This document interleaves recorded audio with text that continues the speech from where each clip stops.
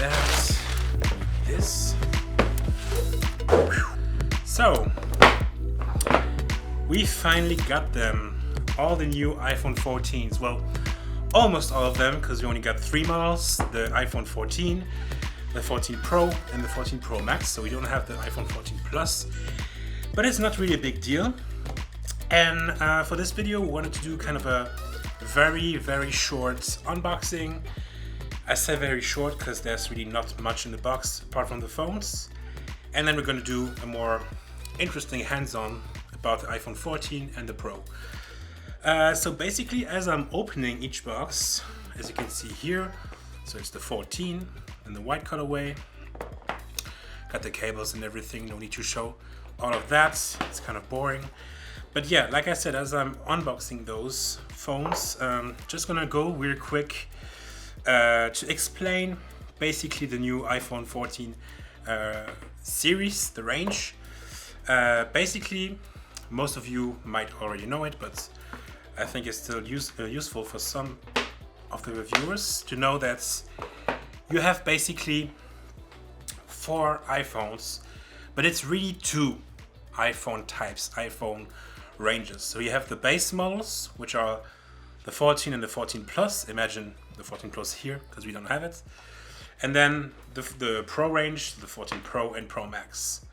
So between inside each range, so let's say inside the base model range, so the 14 and 14 Plus, there's no differences between 2 models, so between the 14 and 14 Plus, apart from the display size, which is 6.1 for the smaller model and 6.7 for the bigger model, and the battery life, basically.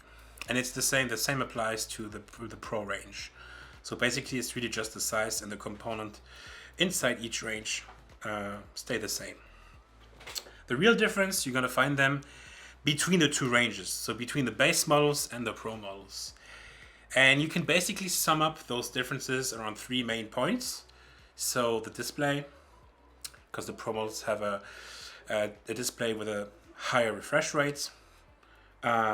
The SoC, because only the Pro models are getting Apple's new A16 Bionic chip. The base models keep the old A15. And finally the camera, because the camera model is really, everything's new on the Pro models, where everything's not so new or not as interestingly new on the base models. So there you go. I'm just gonna take one and set it up real quick, and we're gonna start with the hands-on. So let's start with the iPhone 14 Pro, because it's the most interesting device of all of them. So I'm gonna put the 14 aside. And so here we have the Pro, and here we have the Pro Max. So here you can see 2 of the new colorways. So this is the deep purple one, and this is the, I think, stellar black or midnight black. I don't remember exactly. So both colorways have this kind of matte texture to them, which is really nice to the touch. So it's really, really cool. And I really dig the purple one, because sometimes with the reflections you almost don't even notice, like it almost looks black sometimes. So it's kind of cool to have like this, yeah, this reflection effect, if you could say. If you continue to look at the back, you can clearly see that the camera module, the triple camera module, is really, really huge, especially on the smaller Pro model. It's really, yeah, it's a big square in the back, and if you look at the rest of the surface, I mean, it's still taking up a lot of space. I'm not really a fan of it, and in terms of weight, you can kind of feel it dangling on this side, so it's not the best, but still you can easily use it with one hand, especially the Pro model with the 6.1 inch form factor. The edges are still straight, and the material is stainless steel, whereas on the base models it's aluminum. And yeah, so it's a phone. It's not really new compared to the newer models. If you talk about design or visual language, basically, it stays pretty much the same, but it's still a really cool phone to look at, and it feels good in the hand. So yeah, you have this really premium feeling to it. So yeah, that's about it for the design. Now let's talk about the display of the iPhone 14 Pro. So you get a Super Retina XDR OLED display with, like I said, a 6.1 inch diagonal for the Pro model and a 6.7 inch for the bigger Pro Max model. And yeah, both displays are kind of the same. You still get the ProMotion mode with the 120 hertz refresh rate, which is nice, and which you still don't get on the base iPhone 14 model. And then you also have a slightly higher resolution than on the 13 Pro from last year, and the bezel is supposed to be also slightly thinner. Honestly, if you look at it like this visually, you can't really notice the differences, and it's more about just spec details at this point. But still, it's still nice to have. Then the other big new thing on the display, you guessed it, and I think everyone has already talked about it, and everyone already knows about it, and maybe we're talking too much about it, but it's the Dynamic Island, which is honestly not the best name to come up with to call your notch. But yeah, it's this new notch that is more than a notch, where Apple basically integrates this smaller, pill-shaped punch hole that replaces the old notch that you still have on the 14, as you can see here. And it basically integrates this hardware element into the UI. So you can basically, for certain apps, expand the UI and use it almost as a widget. So let's say, I don't know, I'm opening Spotify, don't judge my playlist, please. It's French rap. So I launch a song here, play a song. So here you can see a small animation. It's not really useful. I mean, you can see kind of the levels of the music as it's playing. So it's not super useful in terms of information displayed here. But you can just tap it and expand it to have like the music controls or whatever. So this is kind of nice. You can also like cast your music here. So this is pretty cool. And let's say if you look at me and my body shape, you know I'm a big sports guy and I run every morning. So when I run, I want to time my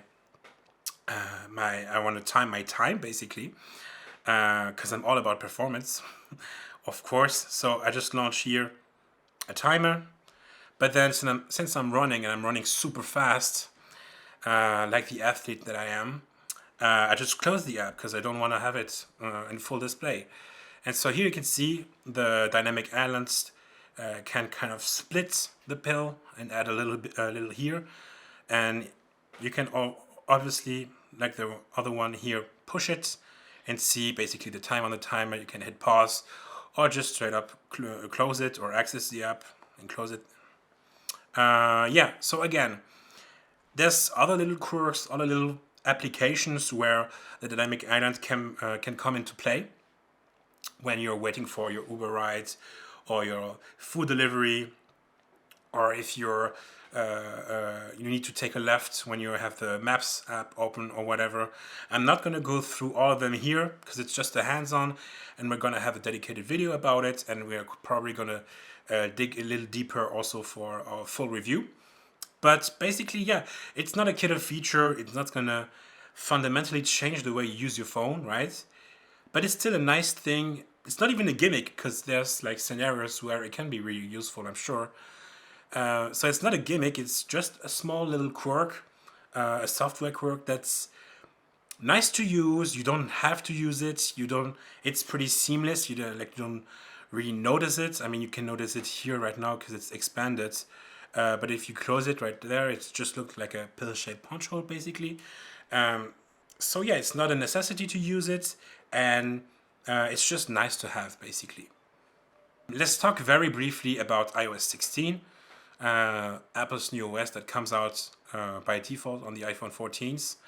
We're not going to go too deep into it because we already have a lot of content on our website about iOS 16, and I mean, the beta has been out for several months now. Everyone knows pretty much everything there is to know about iOS 16. The main thing that you can see like visually is the new AOD, so always on display. So it looks like this, right? This is just the default version. I haven't set up anything or whatever. But let's just say I want to customize it here. So I can add a bunch of widgets, right? Timers, like whatever you want, right? For different apps. I'm not going to do that now. And then, of course, you can also like change the background.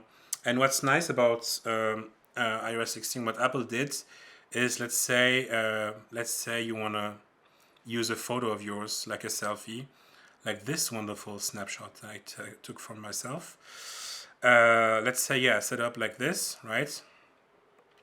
And when I dim the screen, so when I'm not using the iPhone or whatever, so the screen is dimmed, basically there's a feature, it doesn't really work, or it's not intended specifically for Caucasian skin, but for all other colored skins and darker skins especially, it's designed to basically respect the tone of the skin, to make it look realistically close to what it actually is.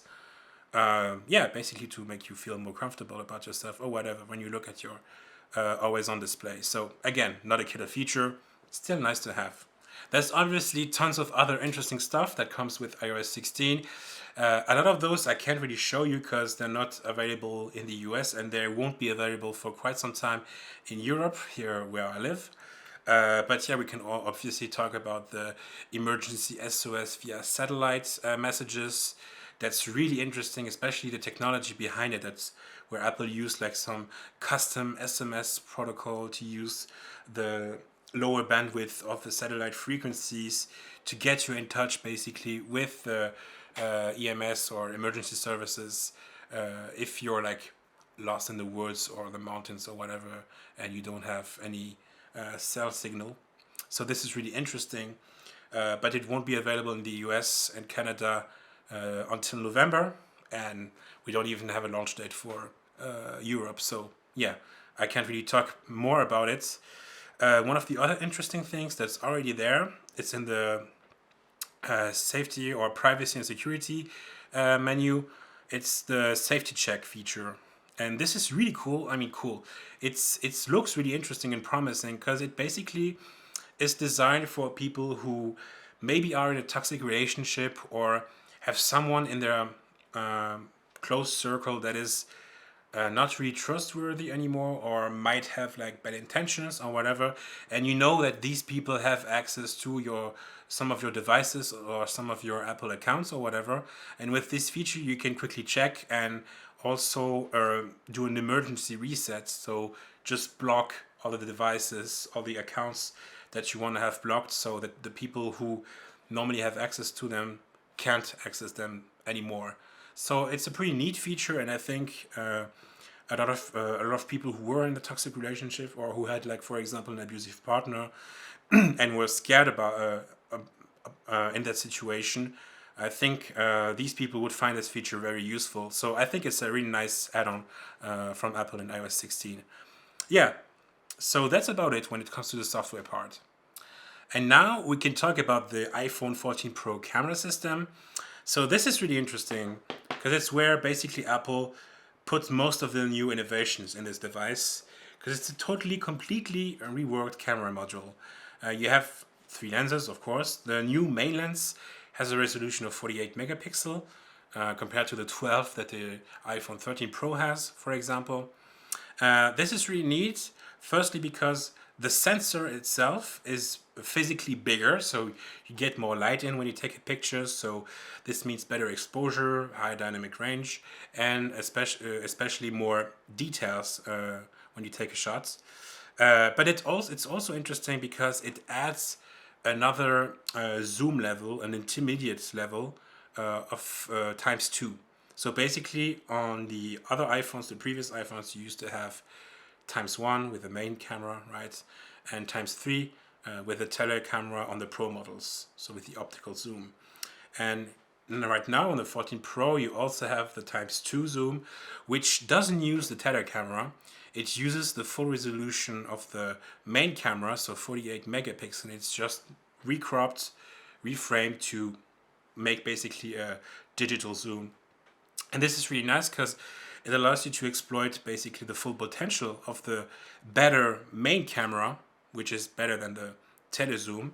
And it's also basically you get nicer zoomed pictures that are slightly less zoomed than with a telelens, but they're better quality. So it's really nice to have, especially for low light shots. I'm sure the main camera is gonna obviously do way better than the tele camera, so that's a pretty nice thing to have.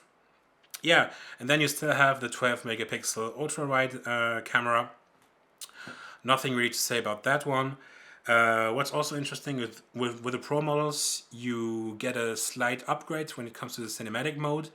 So you can now record in 4K, but not only 24 FPS, but 30 FPS.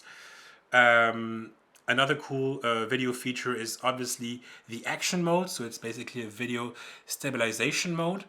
And from my short, very, very short experience with it, because I just took a quick video with it, tried to move, run a little with it to make it move as much as possible. And it really recrops the video pretty aggressively. But I mean, it's the only way it can really work. So we'll have to see how good it performs in our full review, but it's still impressive that you can use this mode without lessening the quality of the video. So you can still record up to 4K and 60 FPS, and you'll be fine. So this is pretty nice. Yeah, and I think that's about it. The only thing I didn't mention, and I forgot to mention, is on the main sensor, you now get the new sensor shift OIS, so the optical stabilization, which will allow you to take quicker photos, basically make the whole focusing faster and more effective.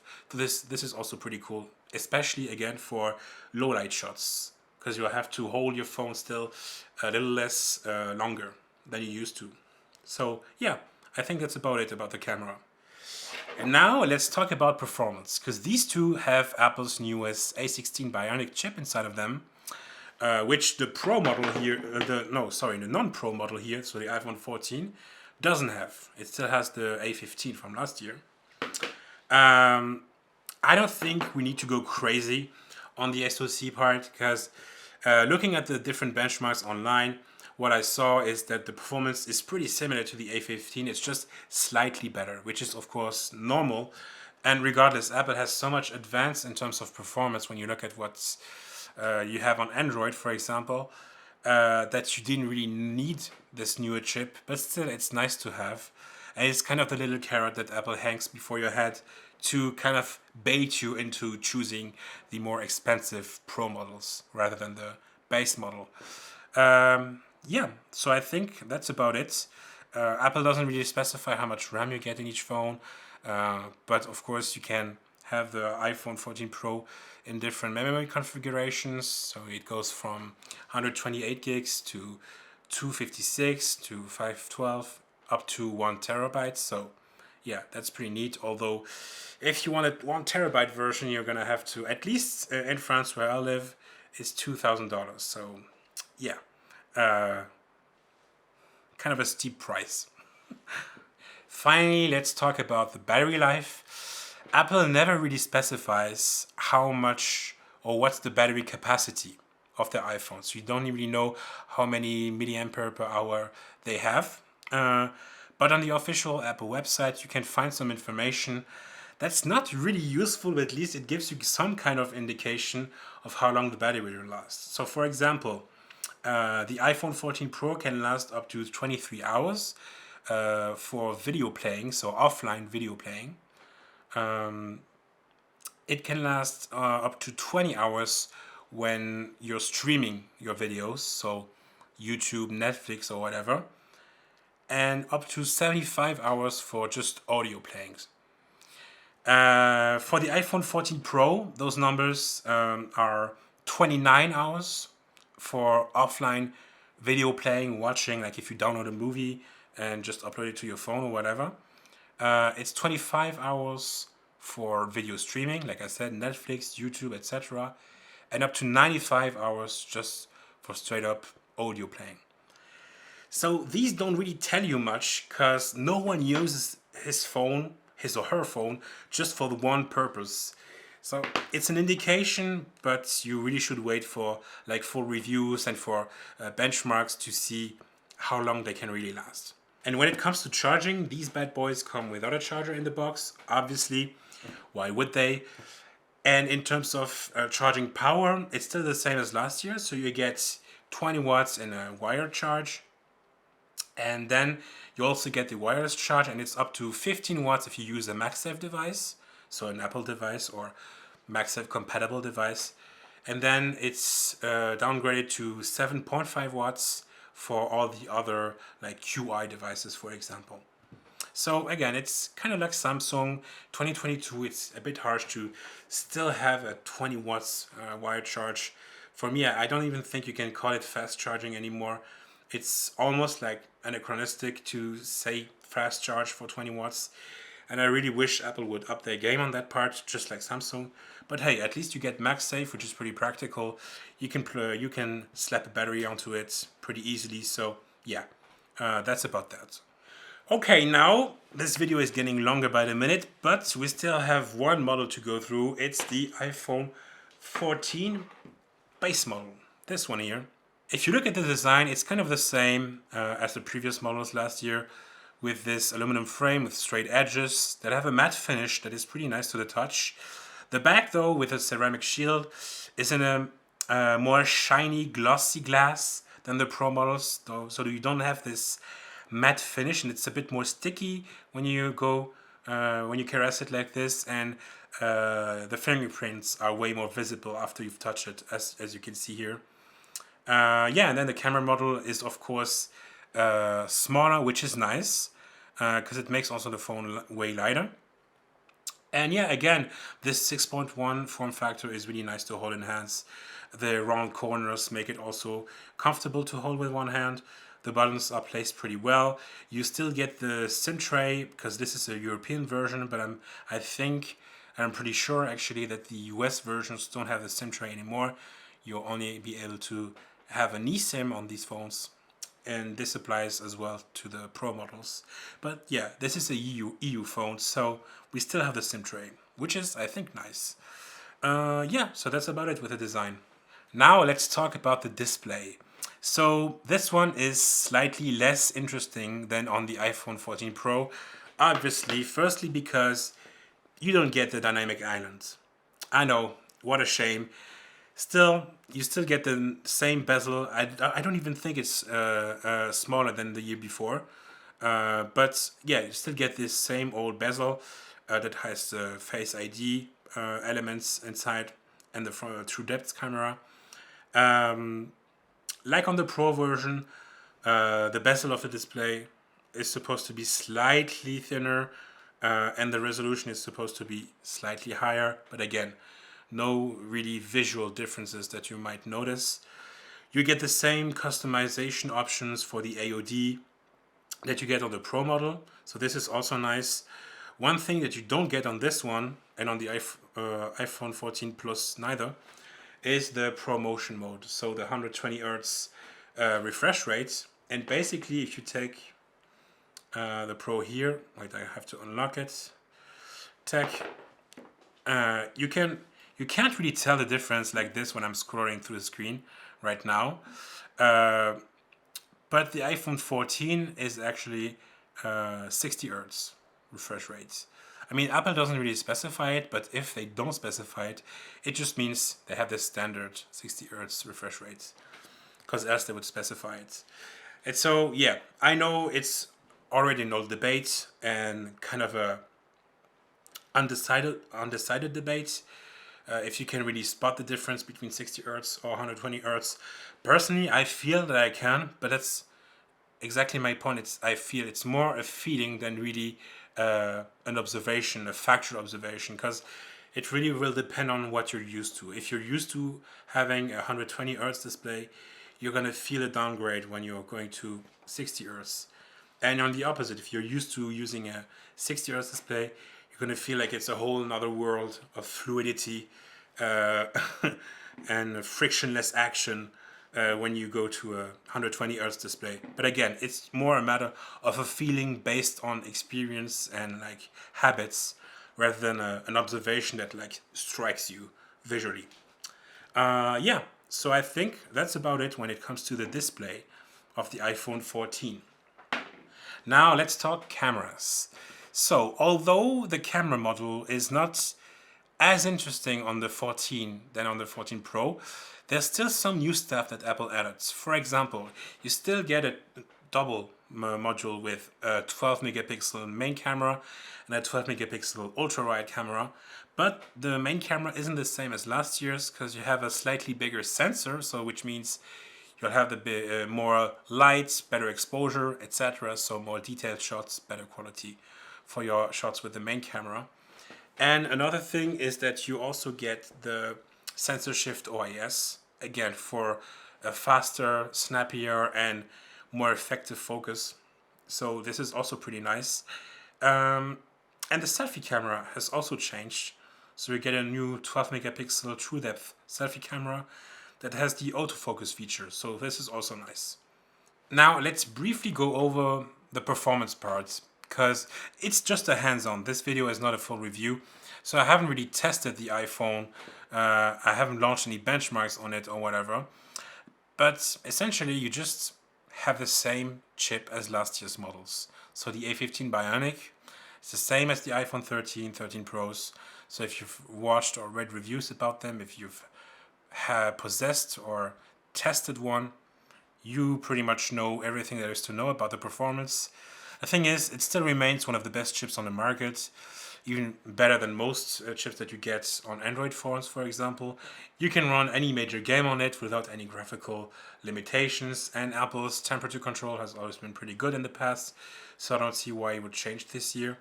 And yeah, that's about it. I mean, Apple doesn't specify again how much RAM you get on the phone. The only thing you know is that the memory you get. So with the iPhone 14, you'd get between 128, 256, or 512. Only the Pro models get the 1 terabyte version. And yeah, that's about it. Finally, in terms of battery life, like I said, Apple doesn't specify how much charging capacity you get with the battery. But on Apple's official website, you can see that the iPhone 14 is supposed to be able to last up to 20 hours in offline video playing, 16 hours in online video playing, like video streaming basically, Netflix or YouTube, etc. And up to 80 hours just for audio playing. And the 14 Plus is supposed to last 26 hours in offline video playing, 20 hours in online video playing, so streaming, and 100 hours in just audio playing. Again, these numbers don't really mean anything. It's a really big estimation for a very specific use case that doesn't really match what you're going to be doing with your phone in reality when you actually use it. So yeah, like I said, just wait for reviews. Look up benchmarks to be really sure, because those numbers, I mean, they don't really mean a lot. But yeah, that's about it. And then just one final word about the charging. It's the same as for the Pro models. So you get the basic wired 20 watt charge, which isn't really fast. And when it comes to wireless charging, so you either get 15 watts with MagSafe accessories or 7.5 watts with like QI accessories. That's about it. So we are finally nearing the end of this very long and maybe too long of a video. But what are my first impressions of the new iPhone 14s from Apple? Basically, I don't really care much about the iPhone 14 and 14 Plus. I really don't think they add anything new or enough new stuff to make it worth your money if you already have an iPhone 13 or even an iPhone 12. I mean, most of the UX that you get on the 14s, you will also get on an older model if you have one, or if you're planning on buying one, because you'll get it through the update to iOS 16. A lot of new things that you get with the iPhone 14s are software things. So you'll get it eventually if you have one of the phones compatible or eligible to the iOS 16 update. So this already narrows down all the reasons that for which you could potentially want to buy a 14. And for me, there's really not a lot of reasons, and almost none, because they simply too similar to last year's model. And even if I had to buy a new iPhone this year, or I wanted to buy one, and I didn't have the money for the Pro models, I still wouldn't pick the 14. I would rather go with a 13 Pro from last year, for example. You get the better camera module, get a better display with a ProMotion 120 Hz, and you have the same chipset. So yeah, so I was kind of underwhelmed by the 14 base model. But then if we look at the iPhone 14 Pro and iPhone 14 Pro Max, those I can already imagine, if I had the money again, I could imagine buying them. If I had to pick one, for example, I would pick the iPhone 14 Pro in the 128 gigabyte version. But I don't know about the US, but here in Europe it's 1,329 euros. So it's really expensive. It's more expensive than an S22 Ultra. It's more expensive than a Find X5 Pro from Oppo. So yeah, it's a really steep price. But still, it's if I had to pick one, I would pick this one, because you get the fully reworked camera model. You still have the ProMotion on the display, so the 120 Hz refresh rate. You get the newer chipset, although, yeah, there's not going to be much of a difference, but it's still nice to have a newer chipset. And judge me, but I also really kind of like the dynamic islands. I know it might be gimmicky to some people. It's certainly gimmicky in my eyes. I mean, yeah, I can be a little bit objective as well. But yeah, I think it's a nice thing to have on top of all the rest, basically. It's the cherry on top with a little twist on originality, which I really dig. So yeah, if I had to go with one of the models, I'd go with the iPhone 14 Pro. And yeah, if I had to pick the iPhone 14, I wouldn't pick it. That's basically my first impressions. Okay, now we're finally done. So I just want to thank you guys for watching till the end if you did it. If you have any questions about the devices that you want us to answer in our full review, please ask them in the comments.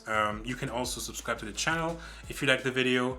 It would encourage us to post more regularly. And also let me know what you think about this longer format. Is it too long? Is it too boring? Do you prefer a more scripted version, a more rhythmic version? Just let us know. And yeah, we'll see you soon for the full review of the iPhone 14 and 14 Pro and 14 Pro Max. Probably next week. It's going to be on our website, nextpit.com. Check it out. And yeah, see you guys next time.